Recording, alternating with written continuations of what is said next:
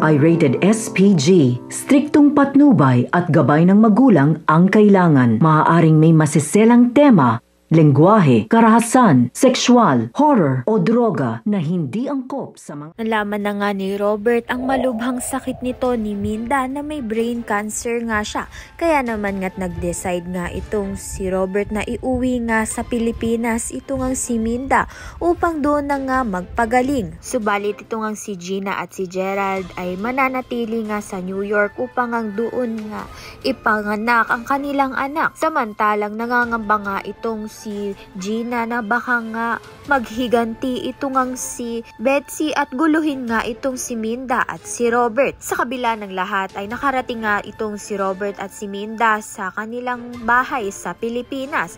At itong si Betsy ay nalaman na nga may sakit nga itong si Minda na cancer. Kaya naman nga't mamamasukan nga siya bilang caregiver at may hidden agenda nga siya dahil nga gusto nga niyang agawin itong si Robert dito nga kay Minda upang sirain nga ang pamilya nga nito ni Gina at upang makapaghiganti nga siya sa ginawa ng kanyang best friend. Nagawa nga ni Gina at ni Gerald na traidorin ito nga si Betsy sa kabila ng kanilang pagkakaibigan. Kaya naman nga't hindi nga nakakapagkaila na ito nga si Betsy ay gagawin nga rin yun sa kanila.